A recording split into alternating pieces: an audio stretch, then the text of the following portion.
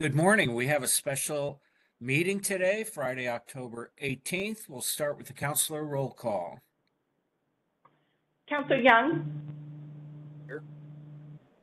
Councillor Belcott. Present. Councillor Bowerman. Present. Chair Medvigi. Present. And Councillor Marshall. Here. Thank you. Any amendments? No. Okay, so we'll stick to this brief agenda. We have public comment on agenda items only, which is law and justice impacts, our resolution. Are there any in the room? No, and there are none online either. Okay. Well, let's go right to old business then after concluding public comment. Okay, 4.1. councilors, good morning.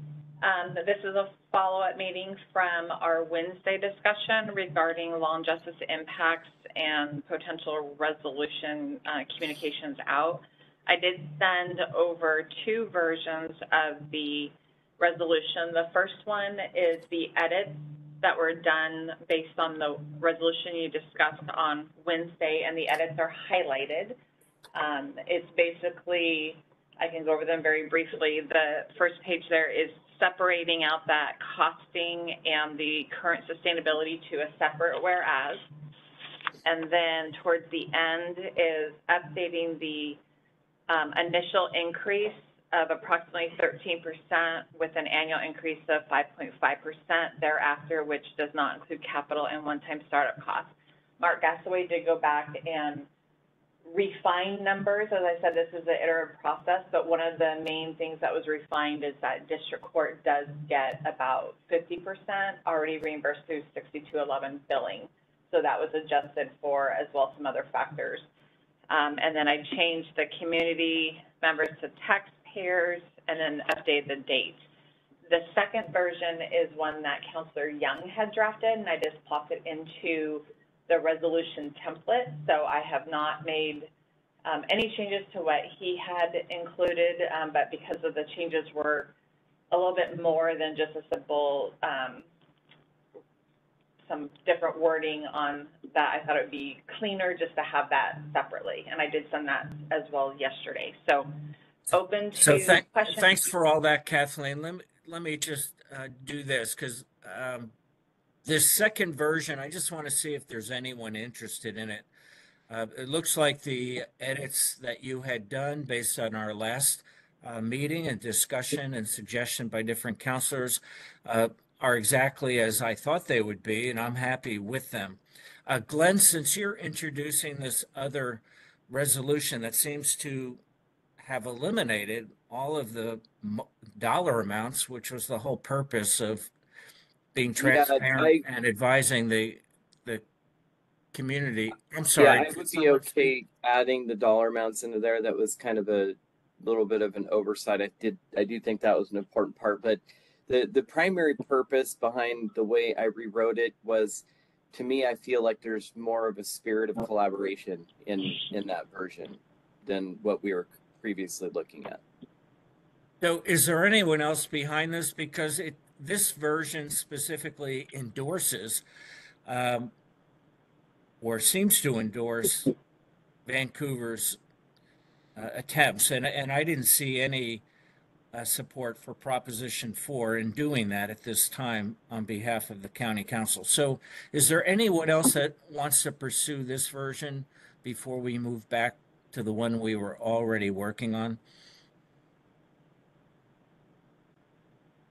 Okay, hearing none, let's go ahead then and focus on what Kathleen has presented with her edits as a result of our discussion. Further questions or discussion? I just appreciate the remarks still being in yellow so we can see exactly what changes were made there. They seem to reflect our conversation. That was my concern in wanting to be able to discuss it again. And I appreciate that. And I think it's not premature to move approval on that. And then we obviously will have a lot more discussion. So Okay, I'll second that motion. Further discussion, Yes, Chair, I have a few comments. please. Thanks. I appreciate everyone's work on this. As I've thought about it, though, I think that we've had public discussions. The city is certainly aware of what the costs will be. The mayor was right next to me in the Law and Justice Committee.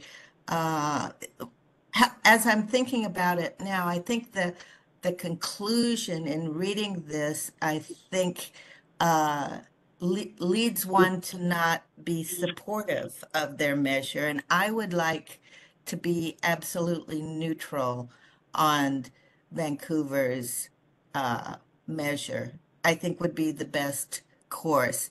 I don't know if this has been discussed with the city of Vancouver. I'm just thinking further down the road, if we're collaborating with them, if we're asking them for additional money, whether it passes or not, we'll be asking them for additional money.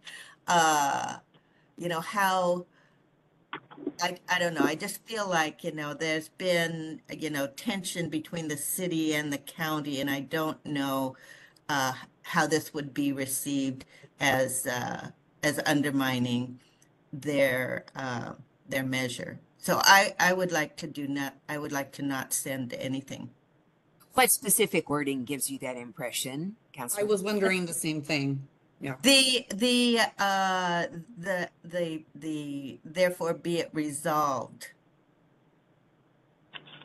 I don't know if we could scroll to that place. I don't have it in front of me except on the screen.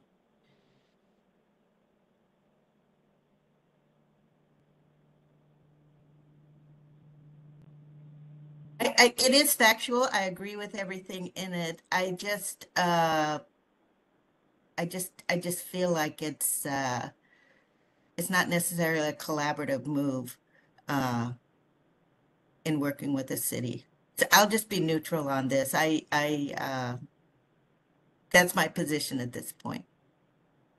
Yeah, Okay, I'm kind of in the Fair enough. Go ahead, Glenn.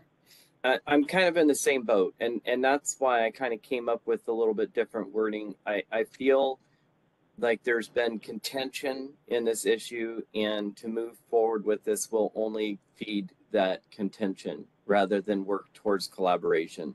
So I agree. I think it would be better just to not pass the resolution. Okay, so I would ask the question because I haven't sensed any stress contention in the least. Now, I wasn't at Law and Justice. Maybe there was some during sidebar discussions, but this is factual. This is in collaboration with the public, with the voting public, to be transparent about what the second and third order impacts will be and the county's needs. I don't see that we've taken a position in this. It's just an issue of transparency. Other thoughts? Chair, I feel like it's the same thing. It's more like a heads up. It's not a finger pointing. It's just explaining what will happen in the event of. I don't see it as a contentious type of tool at all, but I think people should know about this. Would there be the option of just not having Councilor Young or Councilor Marshall signing off on it? Because there have been resolutions in the past where not all councilors agreed, so there were just certain councilors that signed and then others that didn't. Yeah, I would be okay absolutely. signing it if a majority of the council supported it, because I do agree with everything it said. It just, as I've taken a few days to think about it, I just became more cautious about it. Yeah, I feel the same. Unless I am like vehemently opposed to something or have some moral opposition to something, when the majority of the council makes a decision, I will sign on to it as well. Super. Okay, so further edits or comments or questions before we head to a vote? Just a comment, Mark. I know that you're there somewhere. I saw you a minute ago, and I know that the efforts of figuring out the dollars on this were laborious, and thank you for doing it, because it does give meaning to what the words are saying. There's nothing like numbers to kind of explain things in a way that I think is real important. So thank you. Thank you, Councillor. It's been a collaborative effort, which has been it's taken us a while to get to where we're at today, but I think that the collaboration among the departments is improving and is getting better and will continue. So That's great. I'm very pleased to see where we're at today. And again, we'll continue to refine this. No one has done this before. And so we are kind of creating this as we go along. Yeah, it's great work. And as I mentioned last week too, it will be updated and we'll be monitoring if anything passes, because we don't have that precedent. So this is an estimate and will be a living change as we move forward if it passes. Yeah, and I'm very appreciative of the work the finance team has done as well. This is our best forecast. Obviously, we don't know what will pass and what won't pass, and exactly how these costs will play out. But this is our best forecast to be open and honest with the public, which I think is really required. Chair? Yes, please. And if Just real quick. I could just, Go ahead. I also just wanted to add, you know, this is discussion today, but next Wednesday, you actually will hear from all of the partners who provided input on the impacts to their departments, which is like behind like the specific data. So this isn't the end of this discussion, and you'll actually hear the more specifics from them next Wednesday. That'll be another opportunity for the public to hear about this. So that'll be great.